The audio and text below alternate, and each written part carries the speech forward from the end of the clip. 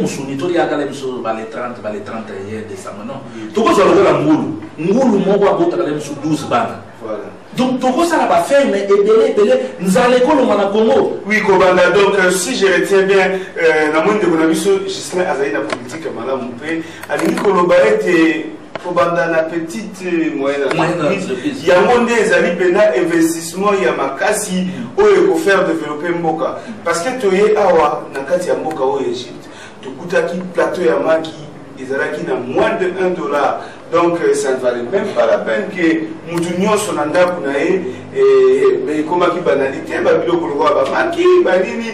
Alors quand on a beaucoup plus des investissements, c'est ce qui amène le pays à se faire développer, c'est ce qui mène le pays à se faire développer par rapport à l'industrie. Tout le monde a gâté que la entreprise moko munene le quoi d'Aipen eye ndeko nanga ozali banda ata moi 500 to moi 100 ozumwa muke mama saka nini ateka ka pilipili tindela mama asombi ata moi ole somba 1 kilo ya pilipili akomita mususu na conteneur ya pilipili akomita mususu na camion ngomba ya pilipili pilipili okota mingi na marché moi ke kozala te. Alors nous sommes un mécanisme et on a nous sommes un développement. Donc je sais dans ces solutions. Et là même dans Zoloba, tant on Zoloba, il faut surtout assainir le climat des affaires dans beaucoup de donc la loi vraiment est à la justice, c'est la vraiment à ma casse. La base mon juridique est à ma casse. Pour mon investisseur est à Zoya. Azoya a chambo monaye au lobby et kokimate. Donc on même pas mindelo basé belé na mbogo lelo pas société nous la communication. Délocalisation est belé. Toujours dans la société où la France c'est délocalisé, la société où la Canada c'est délocalisé. Pourquoi pas la bisoté? Et pas la bisoté dans la zone moko à risque. Mais balobi moko ezali na et comme écoute on a maintenant en voie de développement. Non, en voie de développement parce que nous bandeko ba délocaliser marché vers Congo. Mais Congo fibre optique n'a évité ce qui est ses quotas. Mais est-ce que vous allez dans les banda pour y bandeko pour ça n'a pas contact belé pour ça n'a pas cassé. Domaine de la communication na Congo, ils avaient vraiment domaine moko oyo batu baza ko se plaindre ndenge nyonso na bande de konfanti ou contredire ngate na makambo na zali ko.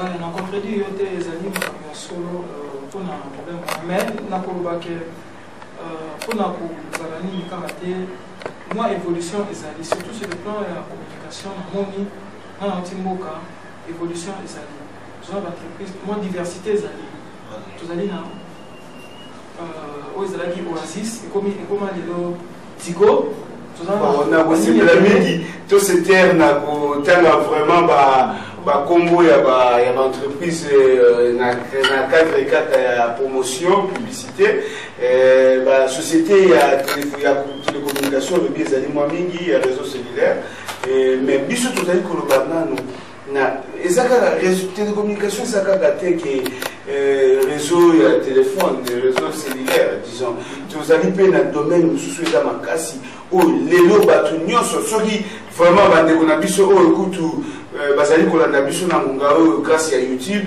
parce que ezali mode o ekomi actuel o ekomi actif mutu akoti na internet kaka boye pas azwi contact okoki kozala na mboka kuna mais bozali na circuit moko boye to na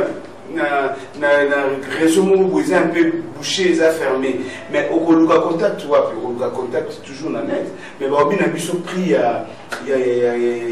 navigation pour la cargo surfer na nini na internet na Congo pendant une heure. Bah, bien ça dit vraiment il faut lire quoi là ou ça la poche là il a évité les années. Oui, les Camerounais les alliés à solo. Dans tout ça, il y a un problème, il y a une instabilité économique, il y a Mboka et Outaka. Namboka. Nous sommes là, il faut qu'il y ait une idée, pour rassembler les idées, les gens toujours à l'unanimité. Il y a seulement un peu particulier, il faut que la conscience, conscience de la mission de la c'est pour émerger. Mais Mboka, l'autorité, Mboka, il faut battre les batailles, les Cambouana, le problème, il y a fixité. Moni, Kala, il faut fixer tôt. Il y a transport, il y a des domaines, il y a des secteurs, il y a des bien. Dans le cas, il y a des pour le problème net, il y a Internet, oui, les alliés à solo, ok, place où il y a des or, ceux qui système ya pour fixer ba prix ezali makambo so évoqué donc nyonso na boité ezali pour ça ma mokolo te mais organisation il faut éouta na ça pour insister beaucoup plus dans l'écolo parce que na mboka tozala na autorité tozali na ba tozala na population ezala ko la bana autorité ezala ko ba parents ba on est fort. Il n'est pas seulement question il y a organisation et outre la autorité, il est aussi question il y a conscience. Na bandi bandeko bafandi mwa libanda bazali ko koyeba eloko nini nalingi koloba tomantaka moko boye omoni baegyptien bamati na autobus na bango receveur contrôleur azalaka te mais motu ye moko conscience na ye azali kopesa mbongo ndenge alingi kwa ndenge elongo bani bongo biso vraiment mpona kofixe prix il faut oboma mwana mboka na yo osala soki nini ndeko justement au préalable. Avant d'en parler sur les problèmes de la conscience. Il faut conscience de l'histoire des amakas. Mais aussi en tant que zalité, il y a un bébé ça le voit dans papa, maman, nabana. Ça le voit dans temps la kala. Tu vois les autres sont dans temps la kala. Tenez tu vois que pas belge, avec gobe ta fimbu par-ci par-là. Monique est maramozaki. Ngai na boloba. Ah on est en Égypte, ils ont des problèmes wana mingi. Conscience zalité oyebi, faut dans ça la bonne, ça la bonne pour na maramou que ne biso. Mais biso pe na mboka na biso ezala ba place oyo ezali bongo mais sur le plan majoritaire ezali te et on a lobby il faut mboka ezala organisation euta na ndenge ya likolo po makambo nyonso etambola malamu wana naza ko insister sur yango po makambo etambola malamu il faut peuple il faut ba campagne ya sensibilisation ezala faut baeba kolobela peuple parce que ba misu baza wana baza il faut que ça la boue. Or, l'autorité à Mboka, parce qu'il y a une répartition, il y a la répartition des tâches. Tous un ministère tel, tous un nini, tous un nini. Si dans la banque, je crois que Nazali Banane et c'est encourageant dans ces pays-là. Et ça va continuer dans 2, 3, 4, 5 ans, même si le régime a échoué. Le régime Goya, peut-être un amoni, ma soit et vous allez stabiliser pour nous. Mais Francis, merci pour le point de vue. Papa Justin Louké, pour nous investir, et c'est le karaté, tout comme statut, mon projet, il y a 500 feuilles. Attends, moi, surtout vraiment tout ça, c'est bandeko. Bandeko congolais, tout ça, c'est bandeko. Nabiso, baye bataille, évoluer, ba capacité intellectuelle, bana nabiso, bana au moins lelo.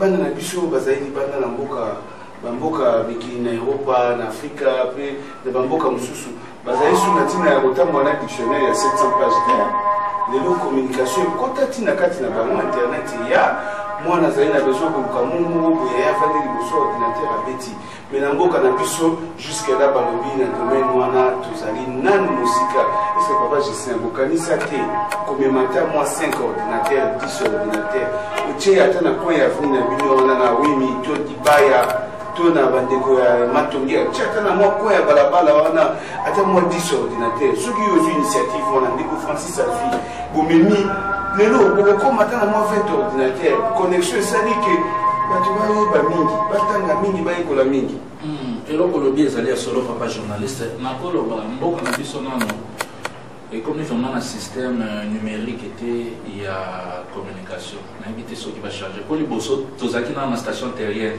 on a la communication dans ces qui dans la faisceau RTS mais maintenant si koyo et comme si koyo système numérique on va fibre optique et continue déjà oui parce que la fibre optique na bande ça n'a comme démarré peut-être ça moi Koko Sombrezali entre OCPT na mané mais ceux qui est allé résolu bilo bana nyonso ezali ba ordinateur banini to komema na mboko o komema yango mais tala lokola wo pona kosala le mususu 1 heure du temps na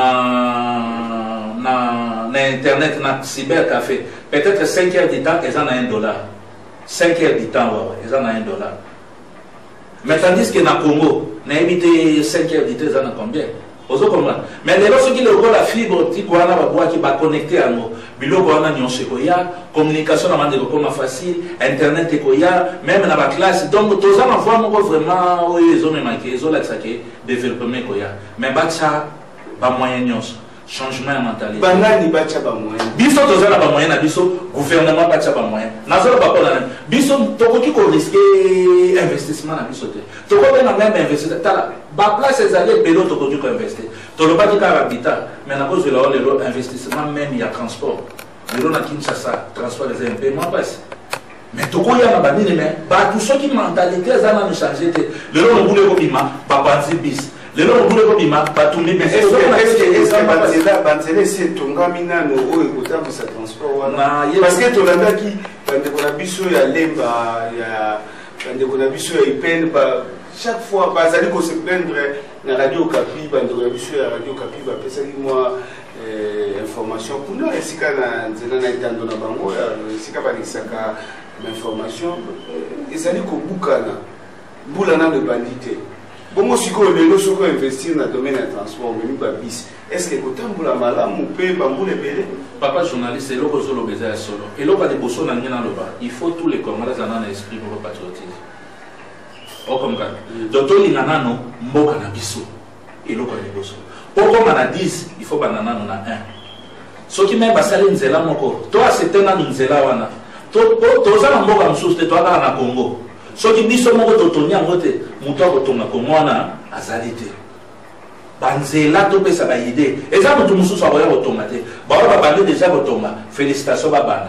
Bango be soki balongo ba mususu ba boya botonga, batonga. Banene. To c'est la teke, ba sini sa banzela nyonso po toi ko investir. Non. Ba ba zo sala nyonso banzela, biso to boya pe na ba 10. Ba ba zo tonga pe ba zo tshaba minda, biso to boya pe na ba immeuble. Ba ba zo sa donc nyonso pour la kaka to sala ki développement